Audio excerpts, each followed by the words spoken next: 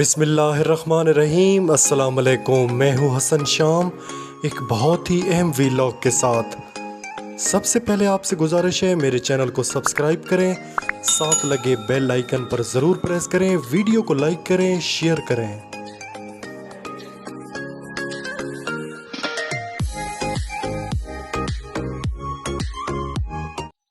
ترجمان پی ٹی آئی فواد چودھری کے بیان نے حکومت کے سر میں ہتھوڑا دے مارا ہے۔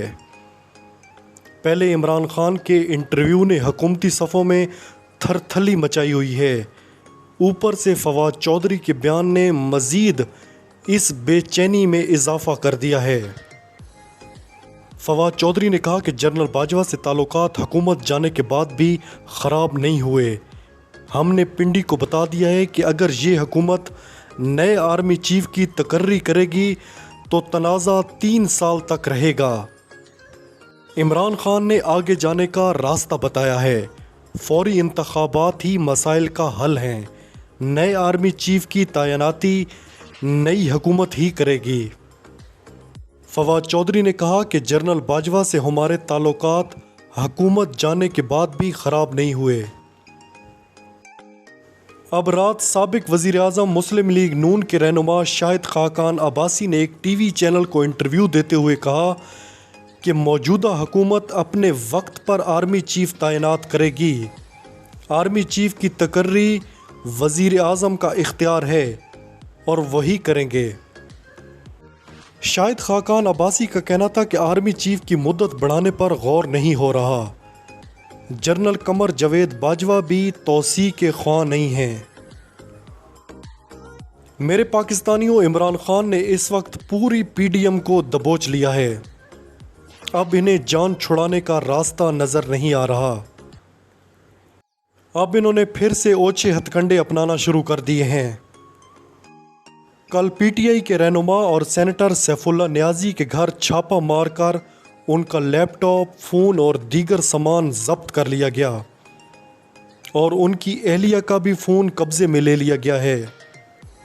عمران خان نے اس کی مذمت کرتے ہوئے اپنے ٹویٹ میں کہا کہ ایک جانب امپورٹڈ حکومت کہتی ہے کہ سیلاب میں سیاست نہ کرو، اور دوسری جانب ہمارے خلاف جھوٹے مقدمات بنائے جا رہے ہیں۔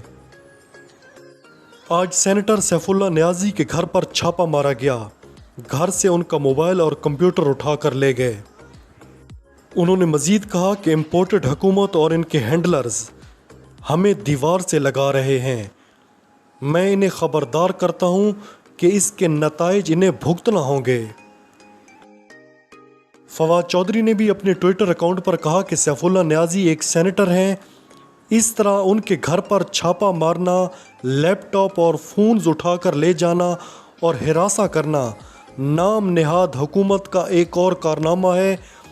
اس زیادتی کی شدید مذمت کرتے ہیں۔ چیئرمین سینٹ اور متعلقہ اداروں کو اس ضمن میں فوری ایکشن لینا چاہیے۔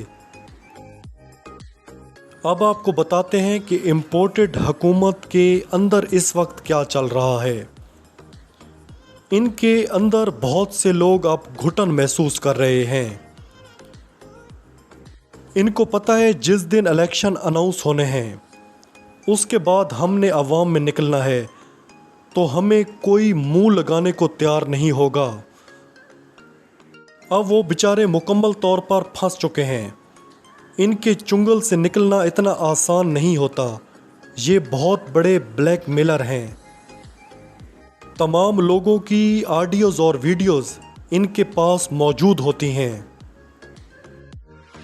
یہ حکومت الیکشن کے معاملے پر عمران خان کے ساتھ نہیں بیٹھے گی۔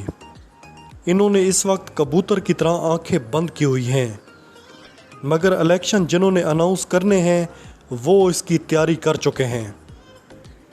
ابھی کچھ دن آپ صبر کریں، یہ پھر اداروں کے خلاف زہر اگلیں گے۔ اب عمران خان نے ستمبر میں کال دینے کا فیصلہ کیا ہے، اب یہ مزید بوکھلاہٹ کا شکار نظر آ رہے ہیں۔ اس وقت معاشی حالت یہ ہے کہ ڈالر کی قیمت 250 روپے تک جانے کا امکان ہے۔ رواں مالی سال کے دوران روپے کی قدر میں بہتری آنے کا امکان نہ ہونے کے برابر ہے۔ انٹر بینک میں آئندہ چند روز کے دوران ڈالر کی قیمت 230 روپے سے تجاوز کرنے کا خدشہ ظاہر کر دیا گیا۔ اس وقت پاکستان بدترین معاشی صورتحال کی طرف بڑھ رہا ہے اور اس حکومت کے پلے کچھ بھی نہیں اور نہ ہی ان کو عوامی مسائل سے کوئی سروکار ہے۔ ان کی اپنی صفوں میں لوگ اضطراب کا شکار ہیں۔ عمران خان کی عوامی مقبولیت آسمانوں کو چھو رہی ہے۔ نون لیگ کے ایم این ایز اور ایم پی ایز اپنے حلقوں میں جانے کے قابل نہیں رہ گئے۔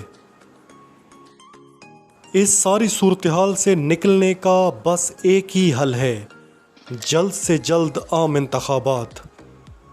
اب تک کے لیے اتنا ہی، اپنا خیال رکھیے گا، اللہ حافظ۔